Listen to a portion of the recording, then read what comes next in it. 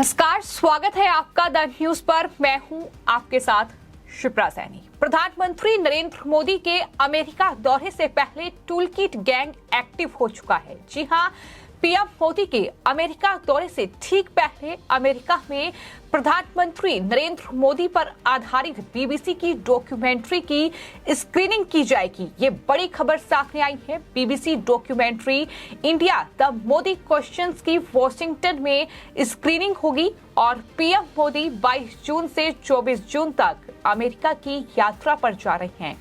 आपको ये बता दें कि दो मानवाधिकार ग्रुप ह्यूमन राइट्स वॉच और एमनेस्टी इंटरनेशनल ने ये कदम उठाया है। प्रधानमंत्री की अमेरिका दौरे से पहले ये जो बीबीसी डॉक्यूमेंट्री की स्क्रीनिंग है वो की जाएगी। तो जाहिर तौर पर ये देखने को मिल रहा है कि प्रधानमंत्री की ये अमेरिका की यात्रा और इससे ठीक पहले ये टूलकिट गैंग जिस तरीके से एक्टिव हो रहा है, जिस तरीके से मानवाधिकार ग्रुप की ओर से ये कदम उठाया गया है, वॉशिंगटन में बीबीसी डॉक्यूमेंट्री की ये स्क्रीनिंग रखी गई है। जाहिर तौर पर ये चीजें दिखाती हैं कि टूलकिट गैंग जो है वो काफी सक्रिय हो चुका है। चूंकि अमेरिका दौरा है प्रधानमंत्री नरेंद्र मोदी का और चूंकि इस बीबीसी डॉक्यूमेंट्री को लेकर लगातार भारत में विवाद गरमाया है। जिस तरीके से मोदी सरकार ने इस डॉक्यूमेंट्री पर बैन लगा दिया था, लेकिन बावजूद इसके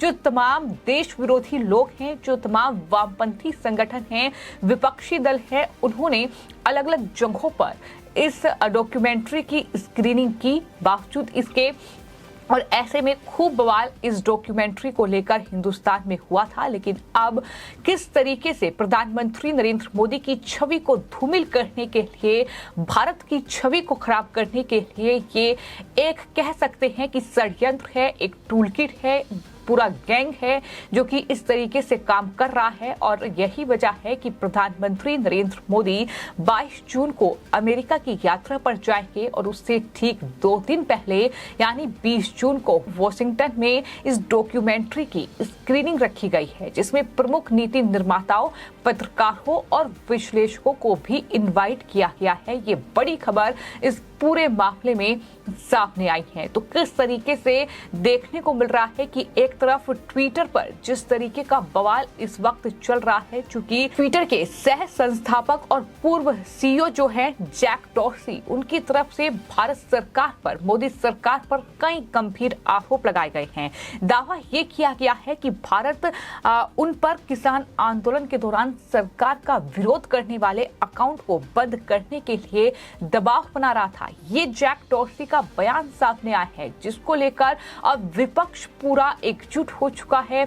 तमाम वामपंथी जो संगठन हैं वो एकजुट हो गए हैं। तमाम जो देश विरोधी लोग हैं वो लगातार सरकार पर हमलावर हैं। यानी जो पूरी टूलकिट गैंग है वो एक बार फिर से एक्टिव हो चुकी है और टाइमिंग पर लगातार सवाल उठ रहे हैं। जैक डॉर्सी ने जो अब बयान दिया है, किसान आंदोलन को काफी वक्त बीत चुका है और जाहिर तौर पर अगर ऐसा हुआ है तो ये जो कहीं ना कहीं बात है, ये कई महीने उस बात को बीत चुके हैं, लगभग साल होने जा रहा है, लेकिन अभी वो क्यों ऐसा बयान दे रहे हैं, ये कहीं ना कहीं सवाल खड़ा करता है। चूंकि राहुल गांधी हाल ही में अमेरिका के दौरे से वापस आए हैं और ऐसे में जिस तरीके का अंदेशा लगातार लगाया जा रहा था कि अमेरिका वो जा रहे हैं, देश में चुनाव होने हैं, 5 राज्यों में इस साल चुनाव हैं और 2024 में लोकसभा चुनाव है, तो क्या एक बार फिर से कोई टूलकिट जो है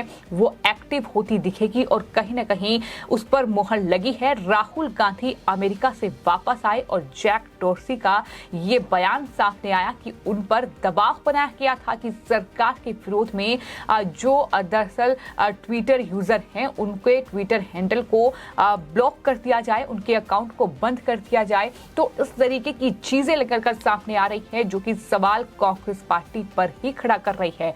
अब जिस तरीके से ये खबर सामने आई है कि 2 मानवाधिकार ग्रुप हैं, ह्यूमन राइट्स वॉच और एमनेस्टी इंटरनेशनल, ये 2 ग्रुप हैं जिन्होंने प्रधानमंत्री नरेंद्र मोदी पर आधारित बीबीसी की डॉक्यूमेंट्री की स्क्रीनिंग जो है वो अमेरिका में रखी है।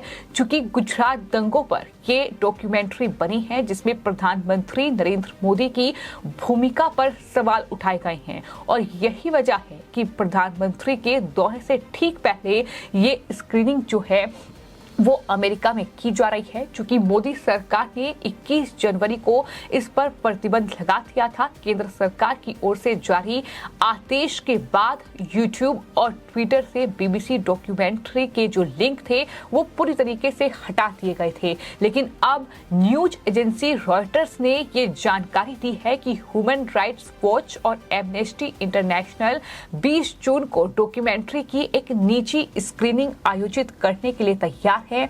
नीति निर्माताओं, पत्रकारों और विश्लेषकों को भाग लेने के लिए इनवाइट किया गया है।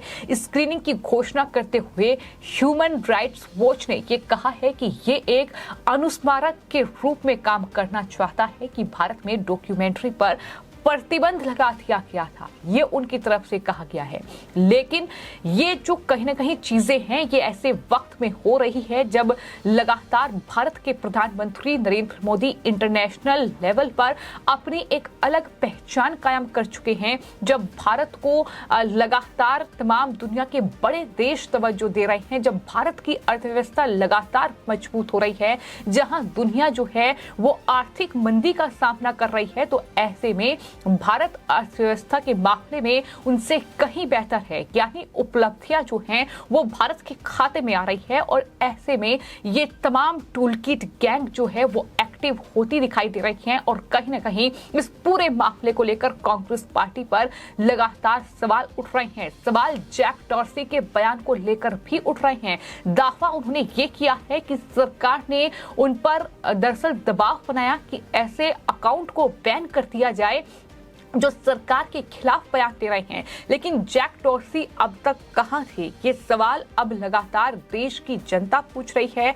और तमाम लोगों के ट्वीट सामने आए हैं। तमाम लोग ये कह रहे हैं कि अभी न जाने कितने टूलकिट और विदेशी सामने आएंगे। मोदी जी को बर्दाश्त ना करने वाले लोगों के द्वारा अभी न जाने कितने षड्यंत्र रचे जाएंगे। ये दावा तमाम लोगों की ओर से किया जा रहा है। कैम्ब्रिज एनालिटिका ग्रेटा थनबर्ग किसान आंदोलन के वक्त सामने आई थी। पोल खुली थी कि किस तरीके से एक टूलकिट गैंग की वो सदस्य हैं। मिया खलीफा, रिहाना, जॉर्ज सोरेस और एक अब नया नाम इस कड़ी में जुड़ गया है। वो नाम है जैक डॉर्सी का, जो कि ट्विटर के पूर्व सीईओ हैं। उनकी तरफ से ये दावा किया गया है और ये तमाम जो नाम मैंने आपको बताए हैं ये इससे पहले टूलकिट गैंग का हिस्सा रहे हैं। इनका कनेक्शन कांग्रेस पार्टी के साथ निकलकर सामने आया है। भारत में किसान आंदोलन चल रहा है और ग्रेटा थनबर्ग, रिहाना जो कि पॉप स्टार है, सिंगर है, वो दरअसल ट्वीट कर रही है। तो ये कहीं ना कहीं हैरान करने वाली चीजें हैं कि भारत के आंतरिक मामले में ये लोग इस तरीके से दखल दे रहे हैं, तो जाहिर तौर पर इन पर भी किसी तरह का कोई दबाव है या ये भी भारत के खिलाफ किसी टूलकिट का हिस्सा है। तो यही वजह है कि लगातार कांग्रेस पार्टी सवालों के घेरे में है। और जहां तक जैक डॉर्सी का सवाल है तो राहुल गांधी के साथ उनकी तस्वीरें हैं। बरखा दत्त जो कि पत्रकार हैं और किस तरीके से अपने प्रोपेगेंडे को चलाती हैं, उनके साथ भी जैक डॉर्सी के जो संबंध हैं वो सामने आए हैं। तो किस तरीके से ये पूरा टूलकिट जो है, गैंग जो है वो काम कर रहा है, ये तमाम चीजें निकलकर सामने आ रही है। और आपको ये बता दें कि जैक डॉर्सी के इस दावे पर सरकार की ओर से जवाब दिया गया है और ये कहा गया है कि ट्विटर को भारतीय कानून का पालन करने के लिए कहा गया था, लेकिन ट्विटर ने मनमानी उस वक्त की थी। तमाम जो जवाब हैं वो सरकार की ओर से दिए गए हैं, लेकिन कुल मिलाकर बीजेपी के नेता कपिल मिश्रा की ओर से ट्वीट किया गया है। उन्होंने ये कहा है कि जैक डॉर्सी की दाल में कांग्रेस का मसाला है। उन्होंने सीधे तौर पर कांग्रेस पर आरोप लगा दिए हैं और कहा है कि राहुल गांधी की अमेरिका यात्रा में जो खिचड़ी पकाई गई अब उसे परोसा जा रहा है। काश जो जैक बोल रहा है वो सच होता तो फ्रॉड आंदोलनकारी गैंग बार बार ब्लैकमेलिंग नहीं करता। जैक ने इस्लामिक जिहादी लेफ्टिस्ट ग्रुप के साथ भारत के खिलाफ साजिश रची है। उनकी और उनके साथियों की जगह जेल में होनी चाहिए। ये कपिल मिश्रा का ट्वीट है, जो कि बीजेपी के नेता हैं। और चुनाव अब आ रहे हैं, ऐसे में अब टूल किट जो है वो ट्विटर बन चुका है। कांग्रेस पार्टी का साथ ट्विटर को मिल चुका है। ये तमाम तरह के ट्वीट जो हैं लोगों की तरफ से किए जा रहे हैं।